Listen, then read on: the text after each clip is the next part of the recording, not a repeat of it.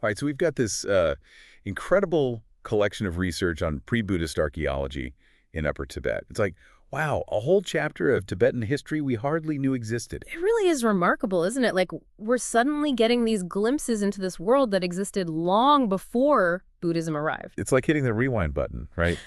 On those classic images, monasteries and mandalas and all that, we're going way back to a time when people were just trying to survive, let alone thrive, in one of the most extreme environments on the planet.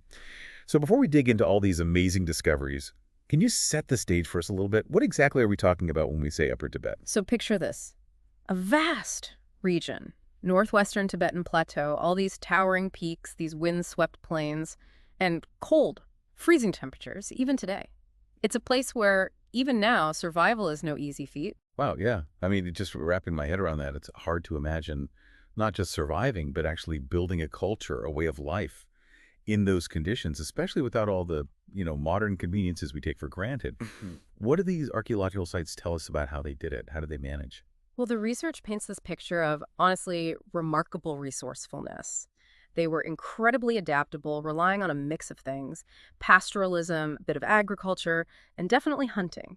We're finding evidence of domesticated animals, sheep and goats, pointing to herding practices, and then there are remnants of barley, other grains they were able to cultivate, and of course the rock art. Those that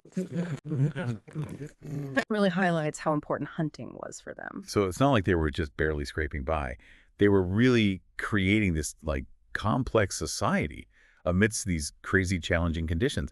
And the sites themselves, you've shared this amazing variety from simple dwellings to what sound like almost monumental structures. Can you walk us through those a bit? What are we actually looking at here? Think of it like a spectrum, these sites, each one giving us a peek into different parts of their lives.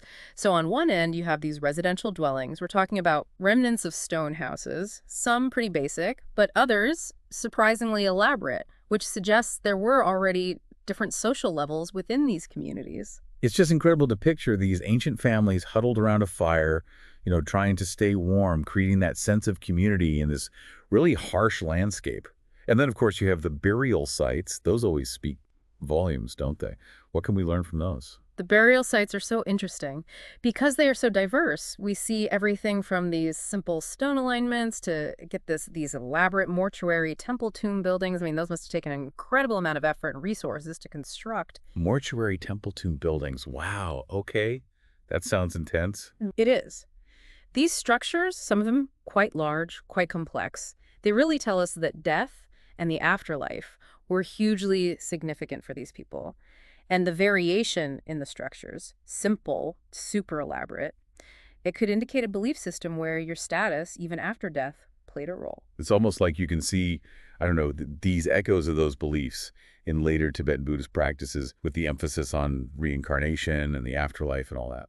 You're picking up on something really important there. Scholars do believe that a lot of these pre-Buddhist beliefs were absorbed, incorporated into Tibetan Buddhism as it spread.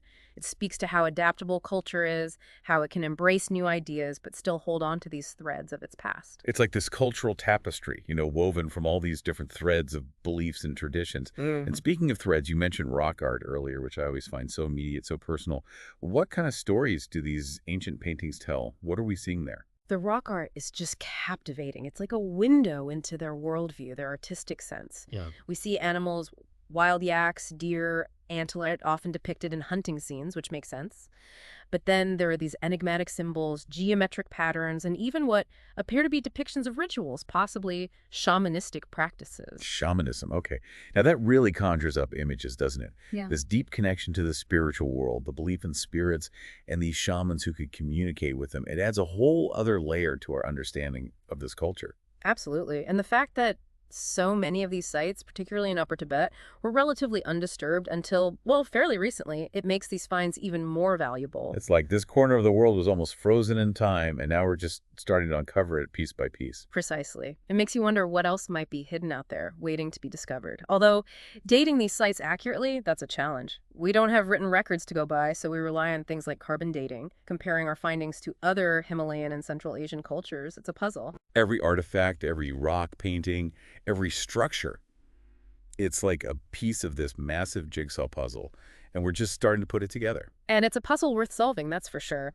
We've touched on their survival strategies, and we've hinted at how they organize themselves, but what else can we uncover about the social structures of these pre-Buddhist Tibetans? Like, how did they structure their societies? Well, I mean, you mentioned the different dwelling sizes earlier. That definitely suggests some kind of hierarchy, right? Yeah. Like not everyone was living in those elaborate houses. Exactly. And the burial practices, too. They give us such valuable insights into a culture's social structure. I mean, we see this whole spectrum from simple earthen mounds to those incredible, elaborate mortuary temple tomb buildings, which definitely indicates, that status and maybe even wealth or resources were not distributed equally. It's almost like a physical representation, wouldn't you say, of how they viewed the afterlife, with some individuals being sent off in a much grander style than others. Exactly. It suggests that your standing in society, maybe even your lineage or clan, it played a role in how they honored their dead. And get this, one really fascinating detail from the research. They found specific grave goods buried with some individuals. Whoa, okay, like what? That gives me chills thinking about the kinds of objects they thought were important enough to accompany them into the afterlife. So in one of these mortuary temple tomb buildings, archaeologists found this collection of bronze ornaments, finely crafted too. And one piece, it was this stunningly intricate belt buckle with these intertwined mythical beasts. Wow. The craftsmanship and the use of bronze, that's something else. I mean, that wasn't something they just stumbled upon. They had the knowledge to work with metal, to create art with it. Right. And it makes you wonder about trade routes, connections to other regions, because if they weren't mining and smelting bronze themselves. Exactly. It opens up a whole new set of questions about how connected pre-Buddhist Tibet was to the rest of the ancient world. Like, were they trading, exchanging ideas with other cultures? It's something archaeologists are really keen to learn more about. But we can't forget about the spiritual side of things, right? That's always fascinating. We've talked about shamanism a bit, but what else can we glean about their belief system from these sites? I'm really curious about those recurring motifs, those symbols that we see in the rock art. Do they offer any clues? Oh, absolutely. One that pops up a lot is this stylized mountain, often with a sun or a star radiating above it. It suggests they venerated mountains, which, given their environment, totally makes sense. But it also hints at a belief in celestial bodies and maybe their influence. It's like their whole world, the mountains, the sun, the stars, it all held this deeper, almost spiritual significance for them, which, again, makes perfect sense when you think about how much they relied on the land for, well, everything. Exactly. That deep connection to nature was like this core element of their belief system. We even see what might have been ritual spaces in some settlements, these circular arrangements of stones, sometimes with like traces of fire, suggesting ceremonies took place there.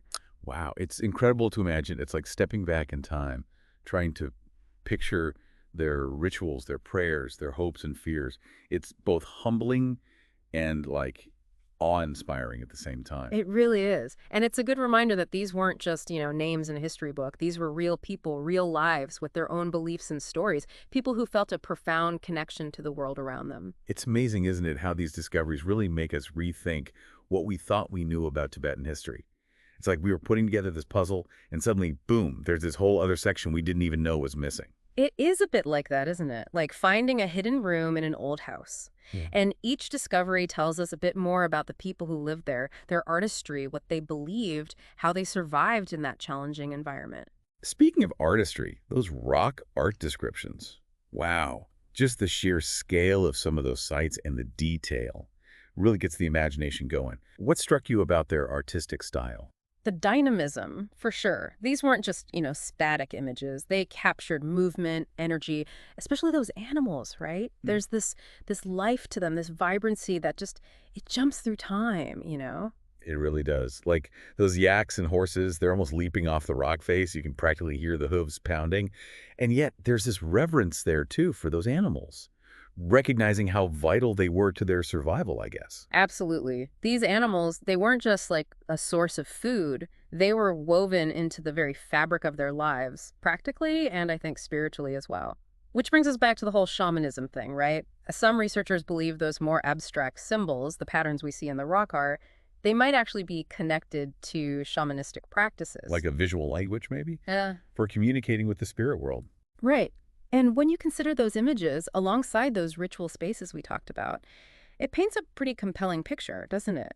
A culture deeply connected to the unseen world, the spiritual dimension. It's like their whole existence was infused with this awareness, this understanding of the forces at play around them. The mountains, the animals, nature itself, it all had this deeper meaning. And that connection wasn't just spiritual, it was practical too. Their survival literally depended on understanding the land, the seasons, how everything worked together. Which feels incredibly relevant today, right? I mean, we talk about sustainability now, but they were living it long before it became this like trendy concept. They were masters of it. 100%. They're like a powerful reminder that we're not separate from nature. We're a part of it. Our lives are totally bound to this delicate balance. It's a good lesson to remember. But of course, like any good archaeological discovery, I feel like with every answer, we just unearth more questions. Mm. What mysteries are you hoping future research will shed light on? What are you most curious about? Oh man, so many things. One of the big ones, their origin story. And like where these people come from, how they end up in such a challenging environment. Slow migration, something more sudden. Still a mystery, really. It's like we've just opened the first page of the book, and now we can't wait to see what happens next. Right. And then there's their language. We get these little glimpses in the rock art, but it's still undeciphered. Imagine what we could learn if we could unlock those secrets. It's like they're trying to tell us their stories, and we're just now learning how to listen. But even without their language, we're uncovering so much. Their art, those burial practices, it's all incredibly valuable. It really is. And that's why it's so important to keep studying these sites, protect them, for future generations. The researchers doing this work, they're really passionate about that. And rightly so, because these sites, they're more than just stones and bones, right? They're like portals to this whole other time, connections to this culture that thrived against all odds. Exactly. And they remind us of the resilience of the human spirit, our capacity for ingenuity, creativity. Those are lessons worth holding on to. Absolutely. Well, this has been a fantastic deep dive. Thank you so much for taking us on this journey. My pleasure. Always happy to talk about this stuff. And to our listeners, thank you for joining us on this exploration of pre-Buddhist Tibet. Until next time.